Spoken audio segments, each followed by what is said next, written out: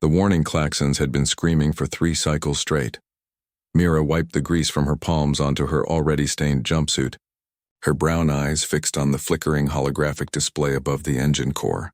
The Valiant's Hope had limped into the station with its primary drive matrix half melted, leaking exotic particles that made the Galactic Council's finest engineers flee the docking bay in terror.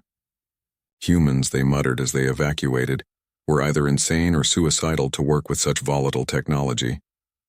Mira was neither. She was simply determined. "All right, girl," she whispered to the massive engine, running her hand along its superheated casing. "One more time. Show me what you've got." Behind her, tucked into the shadows of the maintenance corridor, 3 pairs of luminous eyes watched her every move. The Zathri cubs, orphaned when their transport was destroyed by pirates, had been clinging to Mira since she'd pulled them from the wreckage 2 weeks ago. The station commander had wanted to send them to a Zathri colony world, but the cubs refused to leave her side. The Zathri were apex predators, their adult forms standing over 3 meters tall with retractable claws that could slice through steel. These cubs were barely the size of house cats, their silver-striped fur still soft with youth. The smallest one, Rin, chirped nervously as Mira initiated the ignition sequence. "It's okay, little one," Mira said without turning around. "Just a few more calculations." The other species thought humans were fragile. Soft skin, no natural weapons, pitifully short lifespans. What they didn't understand was that humanity's greatest strength had never been physical. It was their stubborn refusal to accept the impossible. The engine hummed. Then it roared. Mira's fingers flew across the haptic controls, adjusting plasma flow ratios and recalibrating containment fields faster than the station's AI could process. The temperature in the bay spiked to 400 degrees Kelvin. Warning lights painted her face crimson. Every alien engineer had declared this engine beyond salvation. The mathematics simply didn't work. The materials couldn't withstand the stress. The quantum tunneling effect would tear the ship apart. But Mira had spent 72 hours straight running simulations, testing theoretical frameworks that the Galactic Council had dismissed as human intuition, their polite term for reckless guesswork. She'd discovered that by introducing a counter-rotating magnetic field at precisely the right frequency, she could stabilize the reaction enough to— the engine purred, not the grinding, screeching death rattle it had been making before. A smooth, powerful purr that resonated through the deck plates and made the holographic displays glow steady green. Mira's breath caught in her throat. "We did it," she whispered. Then she laughed, a bright, triumphant sound that echoed through the bay. She spun around, arms raised in victory, and found herself face to face with 3 very excited cubs. Rin was the first to move. The tiny predator launched himself from the corridor, his kitten-sized claws extended not in aggression but in determination. He landed on Mira's shoulder with surprising grace, his warm body pressed against her neck. His purr, impossibly loud for such a small creature, vibrated through her collarbone. The other 2 cubs followed immediately.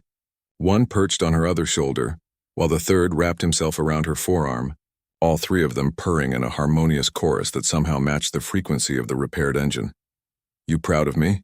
Mira asked, reaching up to scratch Rin behind his tufted ears. The cub's purr intensified, and he rubbed his face against her cheek with such enthusiasm that she nearly lost her balance. The docking bay doors hissed open. Station Commander Vorath, a Kresh whose crystalline carapace reflected the engine's emerald glow, stood frozen in the entrance, his 3 eye stalks widening in disbelief. "Impossible," he breathed. "The calculations, the thermal stress, the quantum variance was within acceptable parameters," Mira finished calmly, though her grin was absolutely feral, "once I adjusted for human error margins, which, as it turns out, are a lot more flexible than your equations account for." Vorath approached the engine as if it were a sacred relic.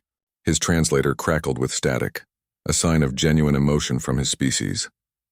The Council's best engineers spent 2 cycles on this problem.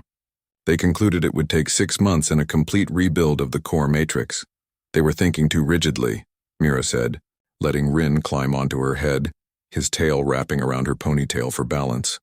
"Humans learned a long time ago that sometimes you have to break the rules to find the solution. We call it creative problem solving. You call it alarming disregard for established protocols." "I call it genius," Vorath admitted, his voice filled with something that might have been respect. The Valiant's hope can launch within the hour. The refugee fleet she's escorting. You've saved thousands of lives. Mira's expression softened. That's why we do it, Commander. Not for the glory or the credits, because someone has to fix what's broken. And humans. She glanced at the purring cubs adorning her like living jewelry. We're pretty good at taking care of things everyone else has given up on. Rin chirped loudly as if agreeing, and head-butted her temple with enough force to make her laugh. The news spread through the station within the hour. The human mechanic who'd accomplished the impossible. By evening, Mira found herself surrounded by a crowd of grateful refugees from the fleet, Zathri adults who towered over her but approached with reverent caution, their massive claws retracted in respect. An elder Zathri, her silver fur streaked with black, knelt before Mira with tears in her luminous eyes. You saved our people, she said in thickly accented standard. And you saved our children. We have no words for such honor. Mira shifted uncomfortably, very aware of the 3 cubs still clinging to her. I just fixed an engine, ma'am. You did more than that. The elder reached out slowly, letting Rin sniff her clawed finger. The cub recognized her scent and chirped excitedly. You showed them that strength isn't about size or weapons. It's about courage, skill, and a heart that refuses to quit. Rin chose that moment to bite Mira's ear gently, his species' sign of affection, and the entire crowd burst into the rumbling, multitonal laughter of the Zathri. As the celebration continued around her, Mira looked down at the engine core through the bay's observation window, still glowing steady and strong. The galaxy was full of species with incredible abilities, natural weapons, advanced technology, lifespans that stretched for centuries. But humanity had something else. Something that couldn't be programmed or evolved. The sheer bloody-minded determination to look at an impossible problem and say, watch me. And sometimes, if you were very lucky, you'd have a few tiny apex predators purring proudly on your shoulders when you proved the universe wrong.